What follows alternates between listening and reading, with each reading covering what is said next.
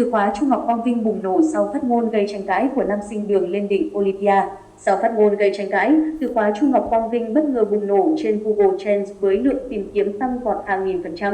Cộng đồng mạng sôi sục bàn luận khiến cái tên này trở thành tâm điểm chú ý trên khắp các nền tảng xã hội và làm dấy lên một làn sóng không đồng tình với phát ngôn về quê hương, tổ quốc của thí sinh này. Cơn sốt từ khóa Trung học Quang Vinh. Ngày 2 tháng 9 vừa qua, Google Trends chứng kiến một cơn sốt tìm kiếm chưa từng có khi hàng triệu người đổ xô tra cứu thông tin về chương trình đường lên đỉnh Olympia và cái tên Trung học Quang Vinh. Các từ khóa như đường lên đỉnh Olympia, phát ngôn của Trung học Quang Vinh, Trù Vinh và thí sinh Olympia đã tăng vọt một cách chóng mặt, với mức tăng lên đến hàng nghìn % chỉ trong vài giờ. Những từ khóa như Trung học Vinh Quang Olympia nhảy vọt tới 2.500%, Trù Vinh tăng 850% và thí sinh Olympia cũng tăng mạnh 450%. Hiện tượng này cho thấy một sự quan tâm đặc biệt từ cộng đồng mạng đối với nhân vật này. Cơn sốt tìm kiếm bắt nguồn từ một bài đăng trên Facebook cá nhân của Trung học Quang Vinh vào tối ngày 1 tháng 9 năm 2024. Trong bài viết, Vinh đã thẳng thắn bày tỏ quan điểm về việc không hoàn toàn đồng ý với những gì Vinh cho là không đúng sự thật trong hệ thống giáo dục của Việt Nam. Đáng chú ý, Vinh còn khẳng định mong muốn lớn nhất của mình là được sống và làm việc ở nước ngoài thay vì cống hiến cho quê hương. Lời phát biểu này ngay lập tức tạo ra một làn sóng phản đối dữ dội trên mạng xã hội với hàng triệu người bày tỏ sự bức xúc và chỉ trích mạnh mẽ. Từ khóa Trù Vinh nhanh chóng leo lên top tìm kiếm trên Facebook với hơn 1 triệu lượt nhắc đến chỉ trong vòng 24 giờ.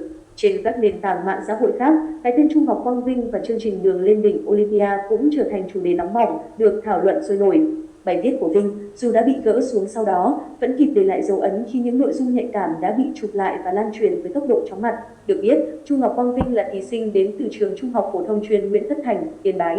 Thí sinh này từng giành vòng nguyệt quế tại cuộc thi tuần 3, tháng 1, quý 1 của đường lên đỉnh Olympia năm thứ 24 với 300 điểm. Đến cuộc thi tháng, Quang Vinh tiếp tục giành giải nhất với 250 điểm. Mạng xã hội có thể trở thành con dao hai lưỡi. Làn sóng phẫn nộ từ cộng đồng mạng không chỉ dừng lại ở những bình luận gay gắt. Nhiều người cho rằng với tư cách là một thí sinh từng đạt thành tích cao tại đường lên đỉnh Olympia, Vinh lẽ ra nên biết ơn và tự hào về nền giáo dục đã nuôi dưỡng mình, thay vì thể hiện sự bất mãn và coi nhẹ giá trị truyền thống dân tộc. Một số người thậm chí còn đề nghị cần có những biện pháp mạnh tay hơn để xử lý Vinh, yêu cầu Vinh phải thể hiện sự hối lỗi bằng những hành động cụ thể như tham gia các hoạt động xã hội và đóng góp cho cộng đồng. Đáp lại những chỉ trích dữ dội, Vinh đã đăng tải một lời xin lỗi trên trang Facebook cá nhân, thừa nhận sai lầm và bày tỏ sự hối hận.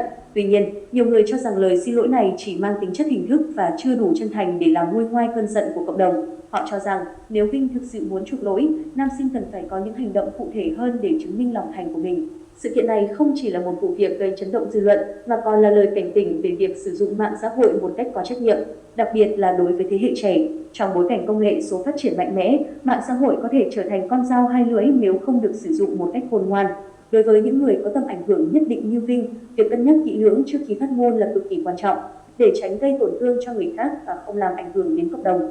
Phản ứng từ phía cơ quan chức năng cũng không chậm trễ. Sở Giáo dục và Đào tạo tỉnh Yên Bái đã đưa ra thông báo chính thức khẳng định sẽ theo dõi và xử lý vụ việc một cách nghiêm túc. Sở này cũng nhấn mạnh vai trò của giáo dục tư tưởng, đạo đức và lối sống cho học sinh, đồng thời kêu gọi cộng đồng mạng không nên lan truyền thông tin sai lệch, gây hoang mang dư luận.